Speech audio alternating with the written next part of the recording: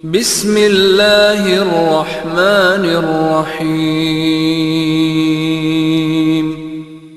سچا واقعہ حضور نے اپنے صحابہ کو سنایا۔ 3 آدمی سفر کے لیے روانہ ہوئے، یہاں تک کہ ان کو رات پڑ گئی، تو ایک غار کے اندر وہ داخل ہوئے رات گزارنے کے لیے۔ آندھی چلی، بارش آئی، تو اوپر سے ایک پتھر لڑکا اور وہ غار کے دروازے پہ آ کے گر گیا، اور اتنا بھاری اور بڑا پتھر تھا کہ اس نے غار کا دروازہ بند کر دیا۔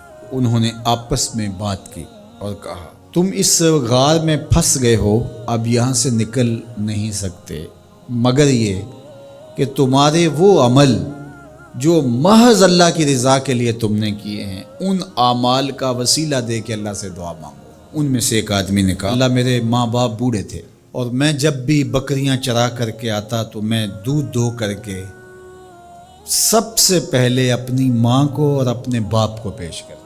ایک دن میں سرسبز درختوں کی تلاش میں بکریاں لے کے کوئی چارہ، کوئی درختوں کی تلاش میں دور نکل گیا۔ میں جب واپس پلٹا، دونوں سو چکے تھے۔ میں نے یہ مناسب نہ سمجھا کہ میں ان کو جگاؤں، بیدار کروں کہ اٹھو دودھ پی لے، لیکن اب سارا دن وہ بھوک سے تھے، تو اچانک آنکھ کھلے اور بھوک کی شدت سے تڑپے، تو میں وہاں سے ہٹ بھی نہیں سکا۔ تو کہتا ہے کہ میں بچوں کو نظر انداز کیا اور ماں باپ کے جاگنے پہ دھیان رکھا، اور یوں ساری رات بیت گئی۔ میرے ماں باپ فجر کے وقت جب اٹھے، وہ دودھ ان کو پیش کیا۔ اب یہ عمل پیش کر کے کہتا ہے، اے اللہ، اگر یہ میں نے محض تیری رضا کے لیے کیا، تو جانتا ہے میرے دل کو، تو اس پتھر کو ہٹا دے۔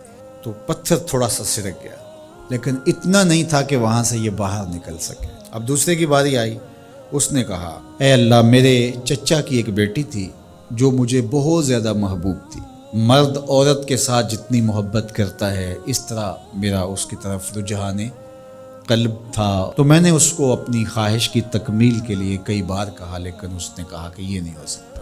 اور پھر ایک دن حالات نے اس کو مجبور کر دیا، فاقہ زدہ حالات ہو گئے، غربت آ گئی، تو اس نے مجھ سے اپنی حاجت طلب کی، تو میں نے اس کو 120 دینار دیے، لیکن شرط پہ کہ تم اپنا جسم میرے سپرد کرو گی۔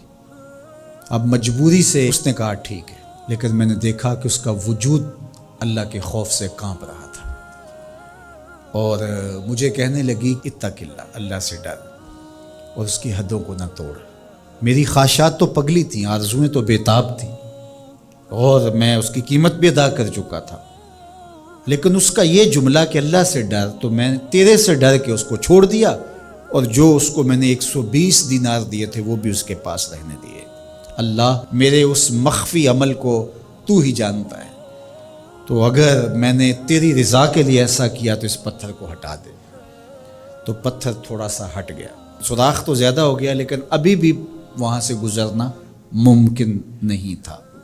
اب تیسرے نے کہا، اے اللہ، میں مزدوروں سے کام لے رہا تھا اور ان کی مزدوری میں نے دے دی، ایک مزدور بتائے بغیر چلا گیا، تو میں نے کیا کیا کہ اس کے مزدوری کے پیسے کاروبار میں لگا دیے، کاروبار میں برکت ہوئی، اور بہت زیادہ وہ کاروبار جو اس کی مزدوری سے شروع کیا گیا تھا پھیل گیا۔ تھوڑی سی مزدوری تھی لیکن کاروبار بہت پھیل گیا۔ اب میں اس کے اندر کچھ ایک آنا ٹگا نہیں لیا۔ ایک عرصے کے بعد وہ شخص آیا، اس نے کہا، مجھے میری مزدوری دے۔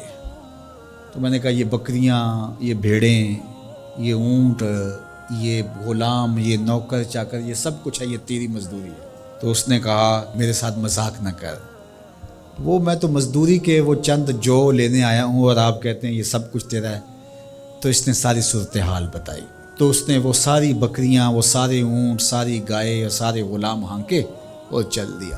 کہا، اے اللہ، اگر یہ عمل میں نے تجھے راضی کرنے کے لیے کیا تھا تو پتھر کو ہٹا دے۔ تو حضور نے فرمایا، وہ پتھر ہٹ گیا اور یہ چلتے ہوئے باہر آ گئے۔ جب اللہ کی رضا کے لیے کام کیے تو مشکلوں سے نکلنے کے راستے ملتے۔ ایک روایت میں آتا ہے، جو آسانی کے وقت اللہ کو فراموش نہیں کرتا، اوکھے ویلے اللہ اس کو فراموش نہیں کرتا۔